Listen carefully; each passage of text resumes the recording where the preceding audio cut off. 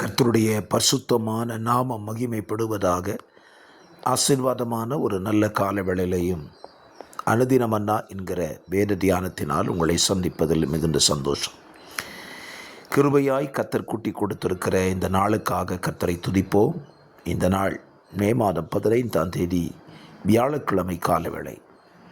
இந்த காலவேளையில் தியானத்திற்காக பரிசுத்த வேதாகமத்திலிருந்து எண்ணாகம புத்தகம் அதனுடைய ஸ்தோத்திரம் 27ஆம் அதிகாரத்தை இன்றைக்கு தியானத்திற்காக எடுத்துக்கொள்ளவும் வாசிக்கவும் செய்வோம். 23 வசனங்களை உள்ளடக்கின ஒரு அதிகாரம்.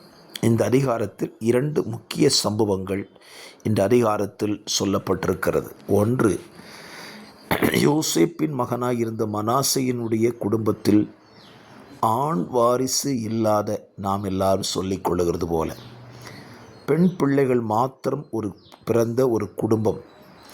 அவர்கள் தங்கள் சகோதரர்களின் நடுவிலே தகப்பனுடைய சுதந்திரத்தை வேண்டும் என்று மோசேயினிடத்தில் கேட்டபொழுது கர்த்தர் அதற்கு ஆமோதித்து அதற்கான பிரமாணங்களை இந்த அதிகாரத்திலே சொல்லுகிறார். 2வது பகுதி மோசேயினுடைய மரண செய்தியை குறித்தும் இந்த அதிகாரத்திலே ஆண்டவர் சொல்லுகிறார். ஆக இந்த அதிகாரம் கவனிக்கப்பட வேண்டிய முக்கியமான ஒரு அதிகாரம். இந்த காலை நேரத்தில் 2 பகுதிகளையும் நீங்கள் தியானிக்கலாம். நான் இன்றைக்கு 2வது பகுதியை உங்களோடு கூட பேசுகிறேன். மோசே தேவனுக்கு ஏற்றவனாயிருந்தான். தேவனுடைய வீட்டில் எங்கும் உண்மை உள்ளவனாயிருந்தான். ஆனால் தேவன் மோசேயினிடத்தில் ஒரு காரியத்தை சொல்லுகிறார். நீங்கள் ஜனங்களுக்கு முன்பதாக என்னை பரிசுத்தம் பண்ணாமல் போனதினாலே ஆரோன் மரித்தது போல நீயும் மரித்து போவாய் என்று சொல்லி மோசேயினிடத்தில் சொல்லுகிறார்.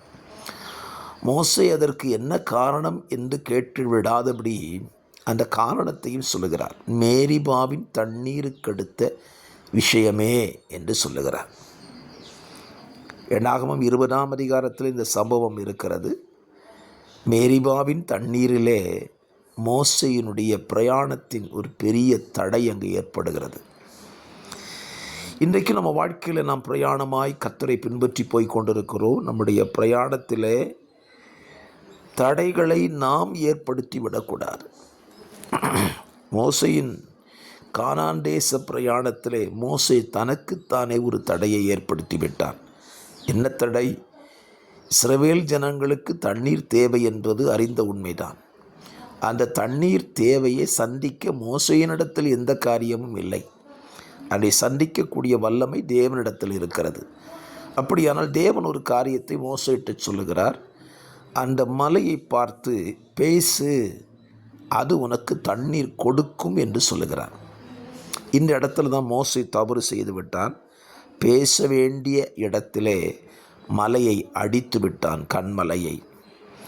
பாருங்கள், ஒரு சின்ன தவறு தான் அவனுடைய கானான் தேச பிரயாணத்தையே என்ன செய்து விட்டது? தடை செய்து விட்டது. இந்த காலவெளியிலே நீங்கள் சிந்திக்கிறீங்களா?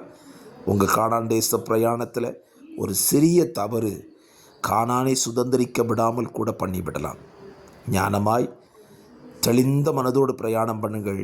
கர்த்தருடைய கிருபை உங்களோடு கூட இருக்கும். தகப்பனே, இந்த வார்த்தையின்படி எச்சரிப்படைந்து வாழ எங்களுக்கு கிருபை தாங்க. இயேசுவின் நாமத்தில் பிதாவே, ஆமென்.